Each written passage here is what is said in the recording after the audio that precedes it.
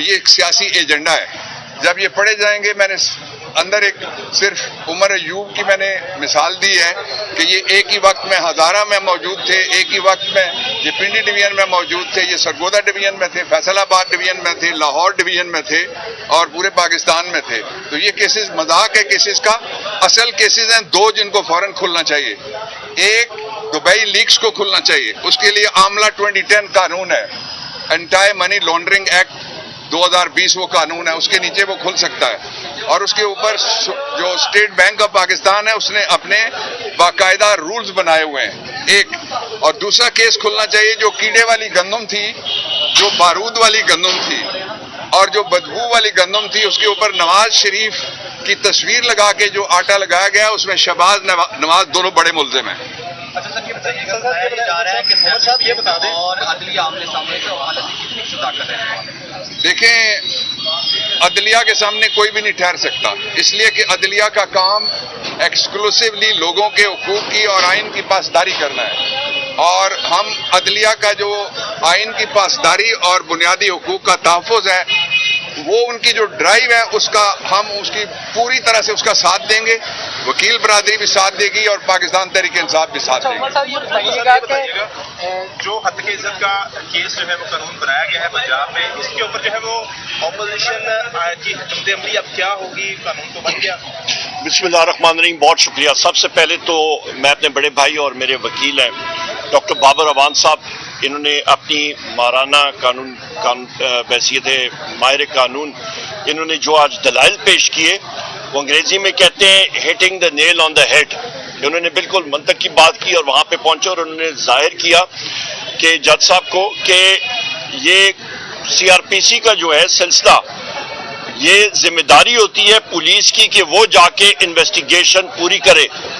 یہاں پہ یہ وہ راج کے ٹائم پہ پولیس افسران چاہتے ہیں کہ جی سب لوگ آئیں اور ان کے سامنے جھک کے بات کی جائے، تو وہ چیز جو ہے وہ آج ظاہر کی ہے ڈاکٹر بابر اعوان صاحب نے اور میں ان کا شکر گزار ہوں.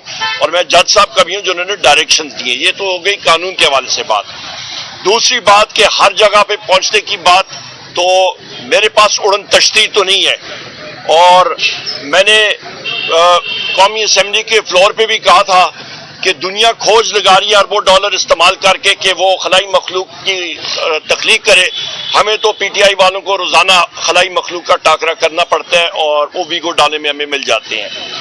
تیسری اہم بات یہ جناب کہ جہاں تک آپ نے بات کی ہے کہ اس قانون کے حوالے سے میں سمجھتا ہوں یہ کالا قانون بننے جا رہا ہے. پاکستان کو شمالی کوریا کی طرح یا پھر جس طرح اسٹالن کا ٹائم تھا یو ایس ایس آر میں، سوویت یونین میں، یا پھر آپ کو فرانکو کا اسپین یا ہٹلر کا جرمنی، اس ٹائم کے جو قوانین ہیں وہ یہاں پہ نافذ کیے جا رہے ہیں.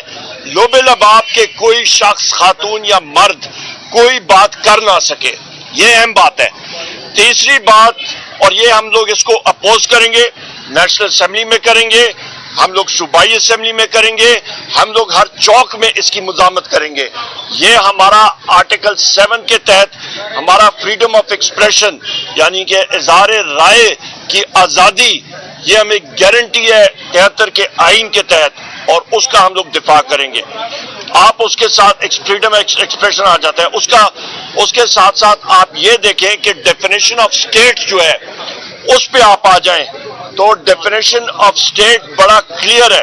میں نے آپ کو بتایا فریڈم آف ایکسپریشن وہ ایک دوسرا آرٹیکل ہے، آرٹیکل 19 ہے، اور جہاں تک ڈیفینیشن آف اسٹیٹ ہے وہ آرٹیکل 7 ہے کہ ریاست ہوتی کیا ہے.